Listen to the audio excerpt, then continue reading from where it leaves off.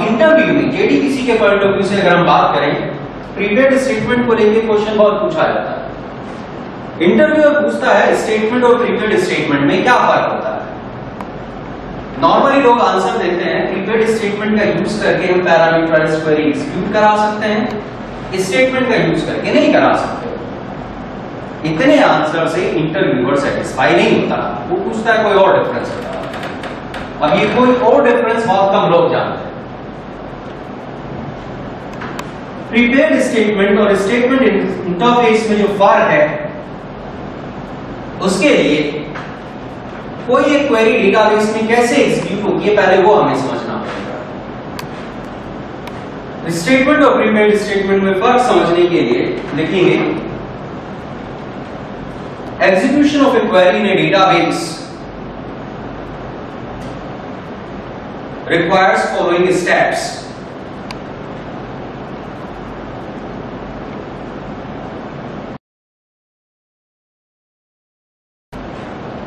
Query सबसे पहले पास होती है, उसके बाद क्वेरी कंपाइल होती है, उसके बाद क्वेरी को एग्जीक्यूट करने का सबसे एफिशिएंट तरीका ढूंढा जाता है, देन क्वेरी को एग्जीक्यूट किया जाता है।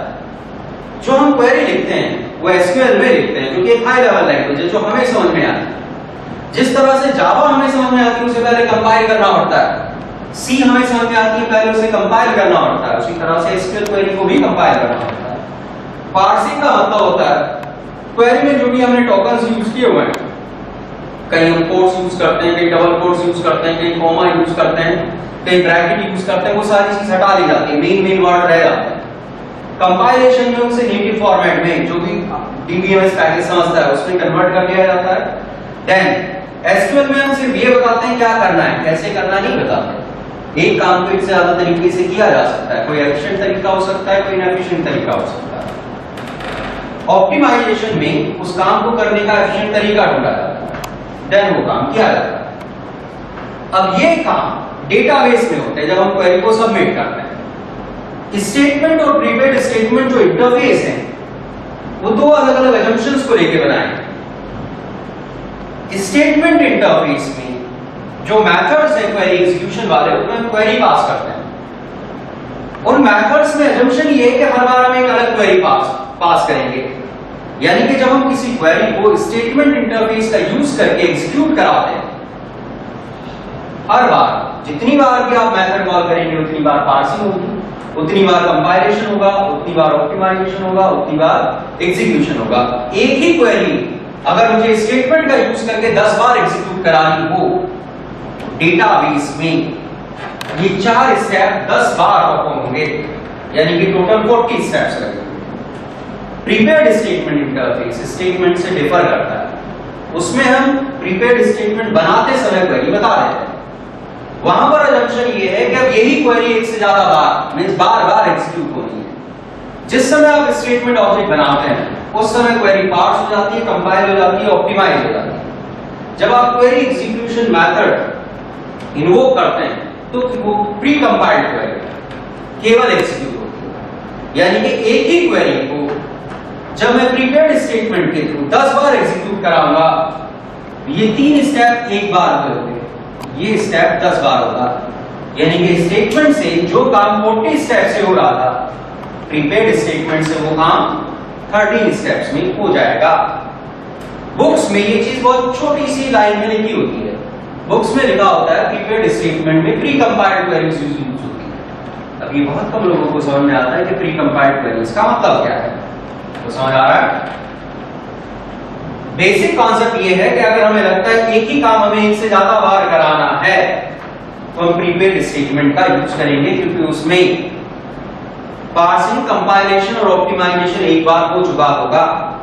जितनी बार भी क्वेरी एग्जीक्यूट कराएंगे केवल वो pre compiled query, optimized query execute हो जाएगी। स्टेटमेंट के केस में हर बार ये माना जाएगा कि एक अलग क्वेरी, चाहे आप सेम क्वेरी दें, लेकिन जो इंटरनल मैकेनिज्म है उसे लगेगा कि हर बार क्वेरी अलग है, इसलिए वो ये सारे काम हर बार करेगा। समझ आई इतनी बात? अब अगर आपसे कोई पूछता है स्टेटमेंट और प्रीपेड स्टेटमेंट में क्या फर्क है तो क्या बताएंगे? पहला तो वही बताएंगे जो आप पहले बताते थे, एक के थ्रू आप प्रीपेड पैरामीटर्स को एग्जीक्यूट करा सकते हैं, दूसरे के थ्रू नहीं करा सकते। दूसरा अपन ये बताएंगे कि प्रीपेड स्टेटमेंट इंटरफेस में के केस में अजम्पशन ये है कि एक ही क्वेरी से ज्यादा बार एग्जीक्यूट हो रही है, इसलिए क्वेरी को कंपाइल करके ऑप्टिमाइज करके रख लिया जाता है और बार बार वही कंपाइल्ड ऑप्टिमाइज क्वेरी एग्जीक्यूट करा दी जाती है, जिससे परफॉर्मेंस बेटर मिलता है। अब अगर आप इतनी बात बताते हैं तो इंटरव्यूअर आपसे एक सवाल और पूछेगा, वो ये पूछेगा अगर मुझे कोई क्वेरी केवल एक ही बार एग्जीक्यूट करा दी फिर स्टेटमेंट यूज करना चाहिए कि प्रीपेड स्टेटमेंट यूज करना चाहिए, यानी कि फिर किसमें बेटर परफॉर्मेंस मिलेगा? स्टेटमेंट में मिलेगा, प्रीपेड स्टेटमेंट में मिलेगा, दोनों में मिलेगा, सेम मिलेगा। तीन तरह के लोग हैं, डिवाइडेड है। लॉजिकली देखिएगा, बहुत सारे लोगों को नॉर्मली लोग देखते हैं कि एक बार क्वेरी एग्जीक्यूट होने तो दोनों में सेम परफॉर्मेंस मिलना चाहिए, वास्तव में सेम परफॉर्मेंस नहीं मिलेगा। स्टेटमेंट के केस में अजम्पशन ये है कि हर बार नई क्वेरी, यानी कि जब हम स्टेटमेंट के थ्रू क्वेरी एग्जीक्यूट कराएंगे तो वो पार्ट्स को कंपाइल भी होगी, ऑप्टिमाइज भी होगी, एग्जीक्यूट भी होगी, बस। प्रीपेड स्टेटमेंट के केस में जब हम क्वेरी एग्जीक्यूट कराएंगे हमें पता है कि एक बार एग्जीक्यूट कराना है, इंटरनल सिस्टम क्या मान के चल रहा है, एक से ज्यादा बार एग्जीक्यूट होगी, वो क्वेरी को पार्स करेगा, कंपाइल करेगा, ऑप्टिमाइज करेगा, साथ में कैशे भी करेगा, अपने पास स्टोर करके रखेगा। वास्तव में यहाँ एक हिडन स्टेप है।